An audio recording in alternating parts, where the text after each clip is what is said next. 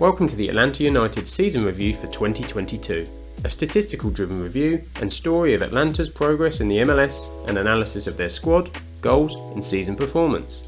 Thank you for joining us, and please drop a like on the video. It's equivalent to an extra point towards Atlanta's final season total, or so I'm told. Don't forget to subscribe not to miss any upcoming new content from the channel, and if you prefer to view the data directly, head on to our website www.upthefmducks.com. Details are below in the description. So if we're all here, let's get into it. In the 2021 Atlanta United season, they finished in 5th place in the MLS Eastern Conference, with a 9th place finish overall. After a much improved second half of the season, their results catapulted the Five Stripes into the playoffs, where they were ultimately halted in the first round by eventual MLS Cup winners New York City, going down 2-0 away at the Yankee Stadium. The US Open Cup was cancelled for a second year in a row due to the pandemic, with Atlanta's participation in the CONCACAF Champions League taking them to the quarter-finals, where they were beaten by fellow MLS and Eastern Conference rivals Philadelphia Union. The appointment of head coach Gonzalo Pineda in August sees his first full season in charge of the club. Atlanta is his first managerial appointment, but he is widely respected after serving as an assistant at Seattle Sounders for a number of years. The squad is one of the most valuable financially, as the 2018 MLS Cup champions look again to Josef Martinez as their attacking spearhead in their hopes for glory. Playoffs are an absolute minimum expectation for Atlanta, but ambitions are higher. In a competitive Eastern Conference, their hopes will be to fight near the upper positions in the league and rejoin the trophy hunt. Let's take a look at Atlanta's key transfers from the off-season. Atlanta have again broken the league record for a transfer fee, with the acquisition of 20-year-old Thiago Almada from Vélez Sarsfield. The fee is reported to be in the region of $16 million for an attacking midfielder who's featured multiple times for the Argentinian youth national team, including the recent Olympics in 2021. Playing his football at a young age in the Argentine Primera Division, Almada has racked up 100 appearances for Vélez Sarsfield, totalling 24 goals. He will wear the number 8 shirt vacated by Ezequiel Barco. His Football Manager 2022 stats are impressive. Starting at 19 years old in the game, he is already an important player, with a full star of potential to grow into. Highlighted best as an attacking midfielder, with the role of advanced playmaker, Almada possesses very strong attributes for the league, with 13 to 15 ratings for all the key role requirements. A 16 for flair and technique adds to his creativity, and an additional 16 for penalty taking places him as the highest in the Atlanta squad. Last season the Five Stripes shared the penalties between Barco, Josef Martinez and Marcelino Moreno, but with Barco gone, expect Almada to be in the conversation at least. A man a few seasons ago the Five Stripes were hoping would catch fire creatively was Ezequiel Barco. While still effective, his goal or assist every 2.24 games represented 19 goals and 18 assists in 107 matches, where he featured for just under 7,500 minutes.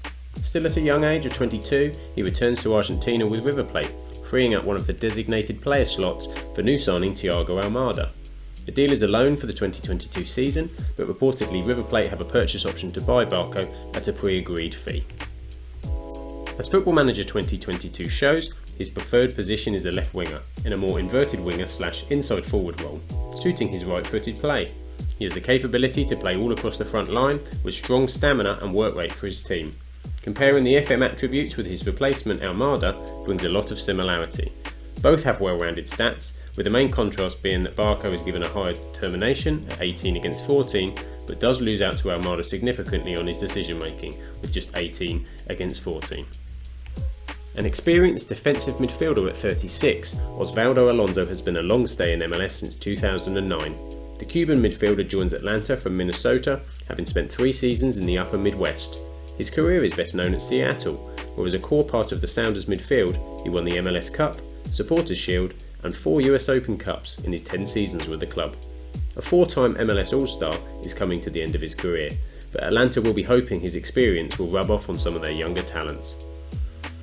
Football Manager 2022 respects his achievements with his description of a veteran midfielder.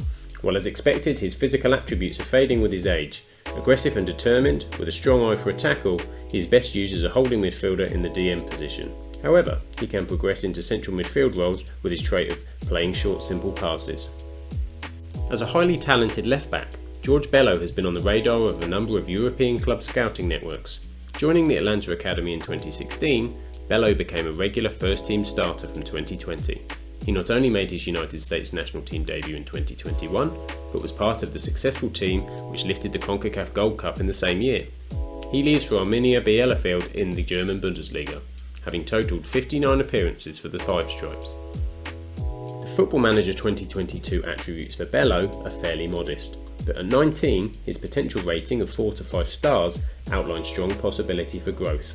Determined and good physical attributes are complemented by reasonable ratings for an attacking fullback. As a left back, he likes to get forward whenever possible on Football Manager, and Bello is described as a perfectionist in his personality, so with the right development could certainly improve much further. Now let's have a look at the actual story of the season itself, beginning in February and March. The opening fixtures of Atlanta's campaign saw 4 MLS games played, with 3 of these to be played at home at the Mercedes-Benz Stadium, against Sporting Kansas City, new franchise Charlotte FC and CF Montreal, their solitary away game being a chilly trip to Colorado.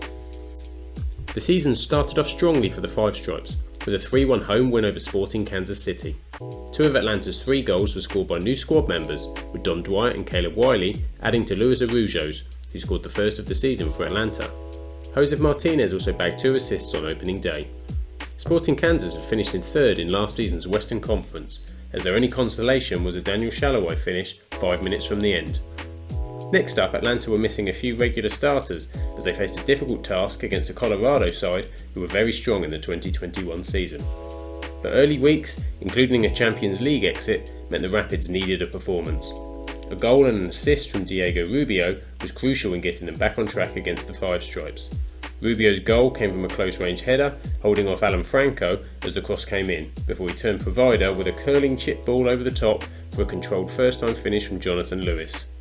A red card was then brandished to Atlanta's Miles Robinson before the match was sealed late on, when Lucas Estevez opened up some space with his direct dribbling to slot a pass to Andre Shinyashiki, and Atlanta ultimately went down 3-0. The Five Stripes looked to get back on track at home to the newest MLS franchise, Charlotte FC. Their opponents had lost their first 2 games in their debut season and were still chasing the first goal to celebrate. It took an hour before Atlanta United had the opportunity to take the lead as Brooks Lennon dribbled at pace on the right side of the box and was impeded by Christian McCoon for a penalty. Josef Martinez promptly stepped up and had to strike well into the side netting of the bottom corner for 1-0, as Christian Kalina almost got his hand on it. A historic moment was then witnessed for Charlotte on 66 minutes when their first ever league goal came courtesy of an Adam Armour header from a corner, which sneaked in at Brad Guzan's near post. But it was Atlanta who struck late on, 5 minutes into the allotted 7 additional minutes, when a Marcelino Moreno crossfield pass was controlled by Jake Mulroney. He beat his defender dribbling in the box and fired in to bring Atlanta the victory. Goals were the order of the day, as CF Montreal were the next visitors to Atlanta, fast off the back of the Canadian-sized Champions League exit at the hands of Cruz Azul of Mexico. Josef Martinez struck first for the Five Stripes after being played in by a poor defensive back pass. He struck emphatically into the roof of the net after 5 minutes. Atlanta then imploded before half-time, with 3 goals conceded in a 14-minute period. The first was caused by sloppy passing, turning over a counter-attack that Georgia Mihailovic finished off. A pullback low cross was then dispatched by Ismail Okone before the same man won a penalty, dribbling past Miles Robinson and being brought down by the Atlanta defender in the box. Romel Quioto fired the penalty in for a 3-1 scoreline at half-time. The game looked lost on 67 minutes when Don Dwyer, only on the pitch for 3 minutes, was sent off for a studs-up late challenge. But Atlanta, as they did against Charlotte, rallied late as Thiago Almada scored a stunning first ever goal for his team, curling a strike from outside the area.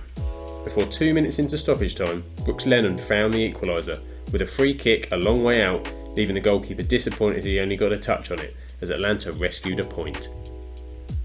At the end of March in the Eastern Conference, Atlanta United found themselves in 6th position with 7 points.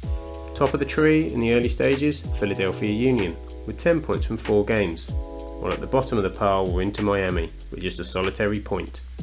Heading over to the Western Conference, both Los Angeles and Real Salt Lake shared the lead with 10 points. Heading down the bottom, San Jose and Vancouver with only a point each. Atlanta bolstered their attacking unit with the signing of forward Ronaldo Cisneros from Liga MX's Chivas Guadalajara. The initial deal is for a short-term loan to expire in early July. but the club hold an option to extend up to the end of the season. Atlanta United's Vice President and Technical Director Carlos Bocanegra said in a release, "While we were already familiar with him, we were able to see him play in person during our pre-season trip to Guadalajara. We like his profile. He can play direct and stretch the opposition, and has the versatility to play up top or on the wing as part of a front three." Moving into April, 6 matches were on the menu, with the return of the US Open Cup and a fixture against the fantastically named city of Chattanooga. 4 away games sat on the horizon, as both Charlotte FC and CF Montreal became the first sides for the Five Stripes to face twice this season. Atlanta recorded their first MLS away win of the season, picking up a 1-0 win away at DC United late in stoppage time. In a match of few chances, there was only 5 registered shots on target between the two teams. Brad Guzan smothered an early through ball, which almost saw Chris Durkin in, but apart from a couple of smart near-post saves from Guzan and Bill Hamid, they were fairly quiet. A 94th minute corner was the key to unlocking the DC defence in the end. Brooks Lennon whipped in for Marcelino Moreno to rise and head the ball, with a slight deflection on the way through as it trickled past the hand of Hamid. Charlotte were the first team for Atlanta to play a second time this MLS season, with a return match-up at the new Bank of America Stadium. With the first match going Atlanta's way, Charlotte were intent on reversing their fortunes. Jordi Alcivar provided the key moment in the 11th minute, when his curling corner caught Brad Guzan off guard and sailed in direct from the set piece. This was the only goal of the game and gave Charlotte the 3 points. On matchday 7, the Mercedes-Benz Stadium hosted FC Cincinnati in an All-Eastern Conference tie for Atlanta's 7th game of the season. The two teams shared a stalemate in a 0-0 draw, with a missed penalty for the Five Stripes costing them a victory. Marcelino Moreno had his spot kick saved by former Atlanta goalkeeper Alec Calm. The Cincinnati off-season signing read Moreno's penalty down low to his left and palmed away on 62 minutes. Cincinnati played the last 15 minutes with 10 men after Nick Hagland received a second yellow card, but Atlanta could not find a winner despite going close in stoppage time. The US Open Cup returned as Atlanta were drawn a home tie against Chattanooga FC, who play in the 4th tier of American soccer.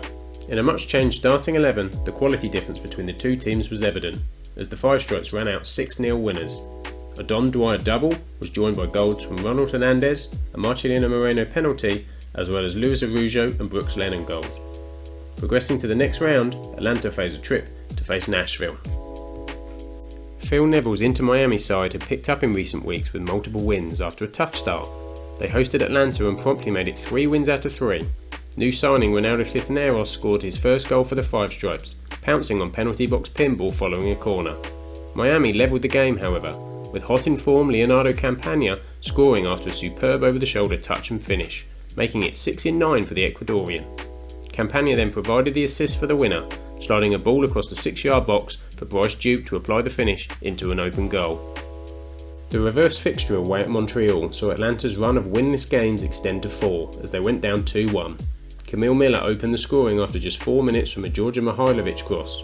Atlanta equalised just after half-time with a smart Marcelino Moreno touch inside the box, which saw him reverse a shot in and off the Montreal near post for his 3rd of the season.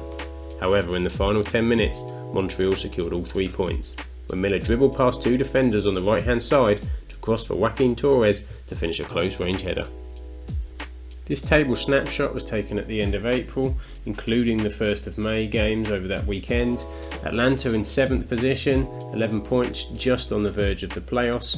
Philadelphia still top of the Eastern Conference, with DC United slipping to the bottom.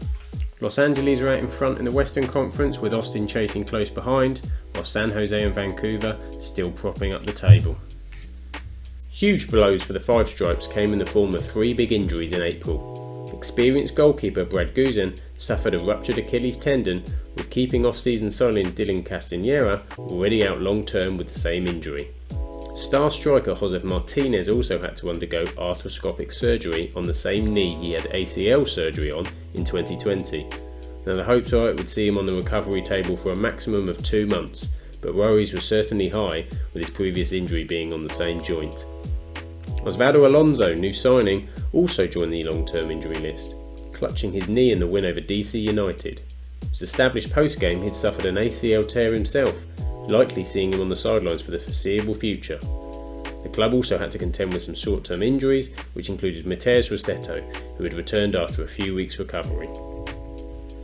With both Brad Guzan and Dylan Castañeda injured, it left Bobby Shuttleworth as the only goalkeeper in the Atlanta United first team squad fit. The club moved to bring in Rocco Rios Novo on loan from Argentine Primera side Lanús until the end of the season. The 19-year-old goalkeeper had previously spent 2021 on loan with the Atlanta United second team, so he was already familiar with his surroundings. He also made a first team appearance in the 2021 CONCACAF Champions League for the Five Stripes against El de Alajuelense of Costa Rica. May served up a tasty menu of fixtures for Atlanta, starting at home to Chicago Fire, away to Nashville in the US Open Cup, returning home to play New England Revolution, before back out to Nashville, this time for an MLS match, and ending with Columbus Crew at home. A Ronaldo Cisneros first half hat-trick saw Atlanta break a 4-match winless MLS run against Chicago Fire. It only took 2 minutes for Cisneros to finish a fine one-touch move against the underside of the bar for his first, before Shinonso Afor levelled the match after 11 minutes from close range. By 36 minutes, the new signing had 3 goals and had given Atlanta a cushion lead. His second was a close rebound off a Mateus Rossetto shot, before Thiago Almada cut Chicago open with a through ball, which Cisneros collected and calmly dribbled past Gabriel Slanina, slotting it in the awaiting net. The icing on the cake was applied by Brooks Lennon in stoppage time, with a steer strike into the top corner for 4-1. The performance and goals from Ronaldo Cisneros earned him the Player of the Week award, sponsored by Continental.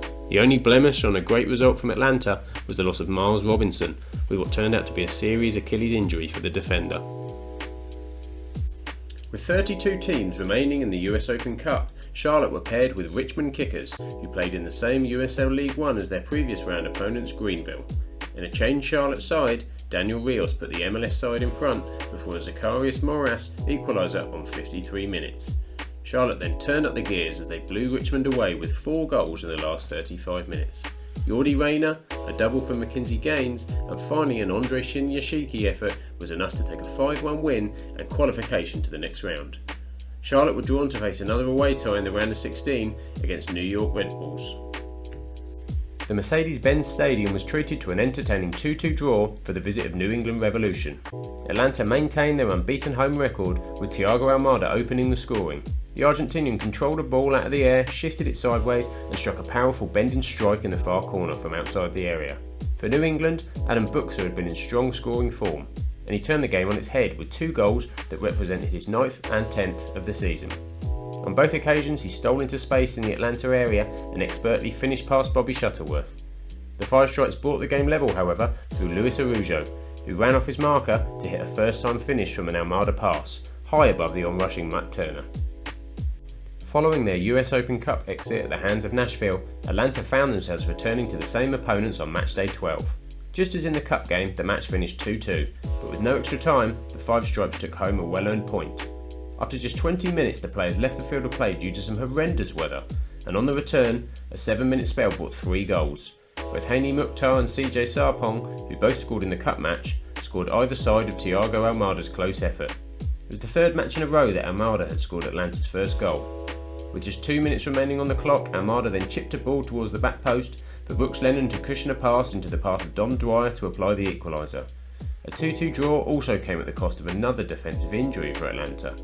With an increasing unavailable list, Andrew Gutman was set for a spell on the sidelines with a quadriceps tendon injury, likely to keep him out for between 8 and 12 weeks. Atlanta lost their unbeaten home start against Columbus Crew, which actually stretched back 13 matches to last season at the Mercedes-Benz Stadium. They found themselves behind in the first minute when Jonathan Mensah headed in a corner kick to give Columbus the lead. Despite Atlanta pressing, the lead was doubled on the cusp of half-time, when Eric Hurtado beat Alex de Jong to fire past Bobby Shuttleworth. Columbus keeper Eloy Room was in excellent form, making 8 saves for the away side, as he looked to have secured a clean sheet, but Dom Dwyer scored a close-range bicycle kick during stoppage time to beat his clean sheet, his 5th of the season, before Atlanta were dealt a further blow when Thiago Almada was shown a straight red card after the full-time whistle for bumping into the referee Joseph Dickerson, facing potential suspension for upcoming matches. Orlando City moved to make a trade for Jake Mulroney as the Irishman moves south away from Atlanta United. The understanding is that for Mulroney, the Five Stripes will receive up to $275,000 in general allocation money, depending on performance. At 26, Atlanta had acquired the midfielder/forward prior to the 2020 season, signing him from Hearts of Midlothian in Scotland. He leads the club after a total of 55 appearances, 3 goals and 5 assists, as well as 7 appearances in the current campaign. Mulroney had a goal to his name for Atlanta, scoring the winner against Charlotte on matchday 4. Atlanta had certainly already been dealt their fair share of bad luck on the injury front in the early part of the season. Things got even worse with a bad injury for their captain and key part of their defence, Miles Robinson. The 25-year-old was stretchered off on matchday 10 against Chicago Fire after just 14 minutes.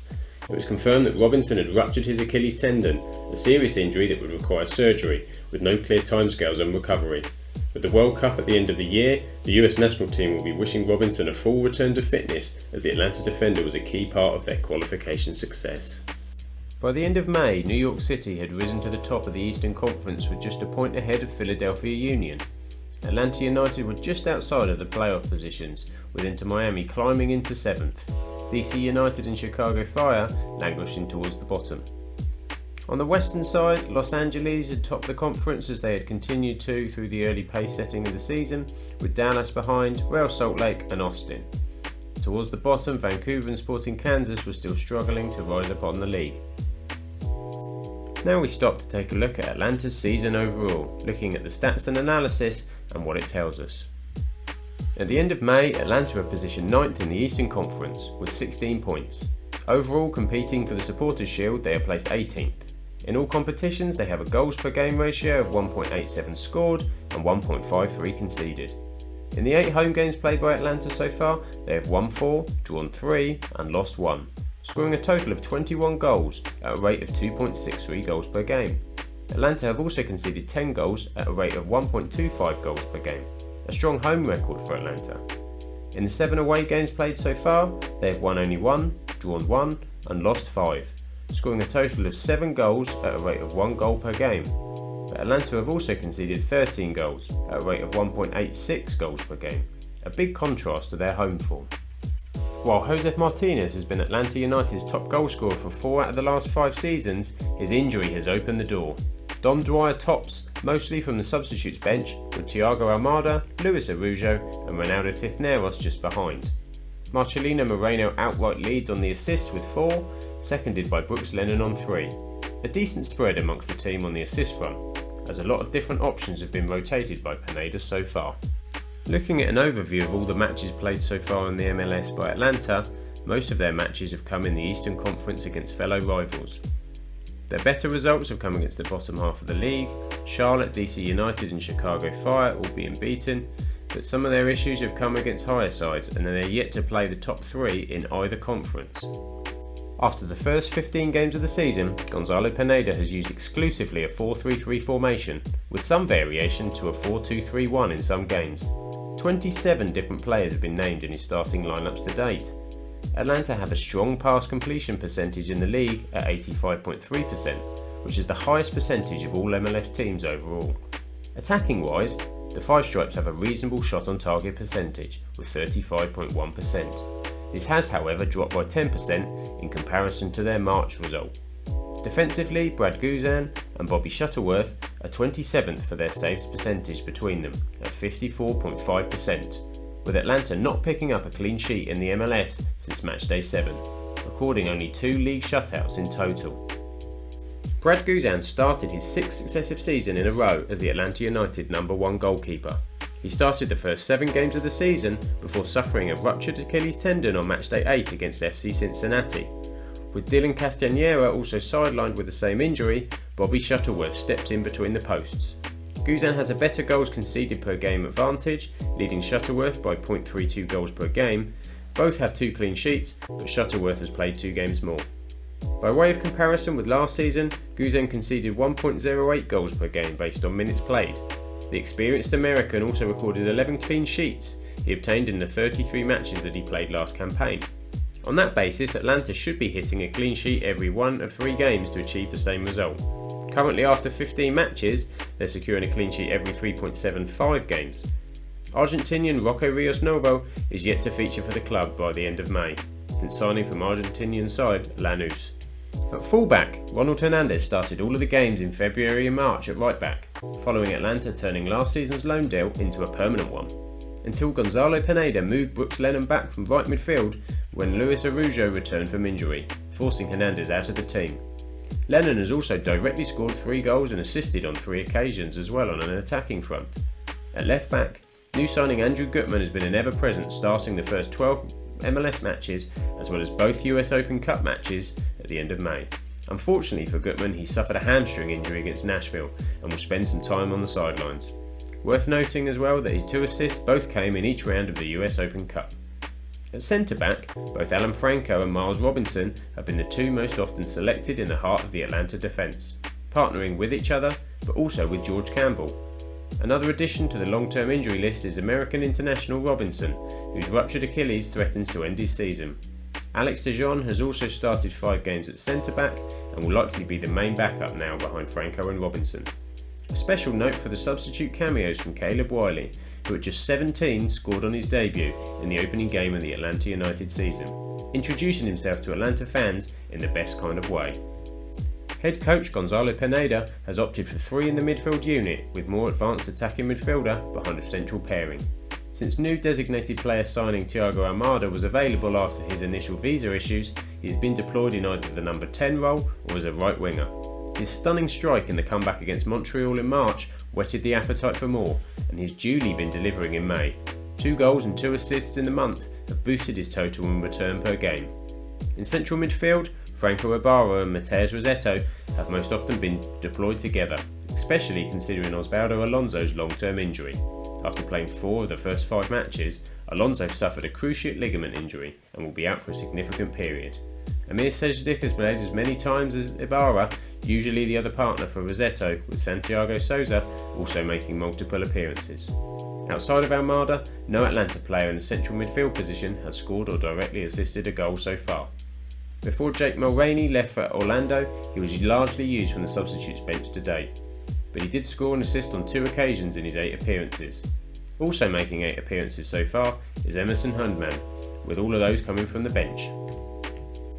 Injury to Josef Martinez was a big early blow to Atlanta's season. The Venezuelan striker may have only scored 12 by his high standards last season, but not too far in the distant memory of his emphatic early seasons of 2018 and 2019 in particular, where Martinez scored 35 and 33 respectively in all competitions. He added 2 goals and 2 assists to his tally before further surgery was required on his knee, but he made his return from the substitutes bench against Columbus Crew in the final match day of May. Argentinian Marcelino Moreno has shared his 12 appearances between left wing and attacking midfield, but remains an important starter in the Atlanta first 11. 3 goals for Moreno and 4 assists compare well at this stage with last season, where he returned overall 9 goals and 6 assists. New signings in the attacking unit have all contributed handsomely on the goal-scoring front in the first 15 matches of the campaign. Luis Araujo scored and injured himself on day 1, halting his initial progress, but has returned to the 5 stripes lineup on the right-hand side of the attack, adding another 3 goals to his total. A goal per game return of 1 every 1.83 is close to another signing in Ronaldo Cisneros, who returns 1.91 with his 4 goals. Since Cisneros moved from Chivas, the Mexican has led the line in the absence of Martinez, contributing to Atlanta scoring 1.87 goals per game as a team in all competitions. New signing Dom Dwyer has impacted multiple times as a substitute, scoring 4 goals, giving the 5 stripes another dangerous option later on in matches. His positivity has also come with a number of yellow cards, however, as he has got himself sent off 3 minutes after coming on against Montreal. 19-year-old Tyler Wolff has been making his appearances mostly from the left wing, with his performances earning himself an under-20s US international call-up in April. 82.1% of all goals scored are coming from open play scenarios, with 23 out of 28, with the last 12 goals scored in all competitions from live situations. Atlanta are slightly above the league average at 74.2%, scoring 5 of their goals from set-piece situations. Looking at goals conceded, 30.4% have come from set pieces, 5 of 13, which is higher than the league average by 5%. It's also worth noting that only 1 of those set pieces conceded was from a penalty, with a particular susceptibility to corners, 3 goals conceded from that set piece scenario. Atlanta United have the 3rd highest percentage of goals scored outside the box than any other MLS side to date, with 21.4%. Only Columbus Crew at 27.8% and Houston Dynamo at 23.8% have a higher proportion of their goals from outside 18 yards. Atlanta's number relates to 6 goals in total scored outside compared to just the 1 conceded to their opponents.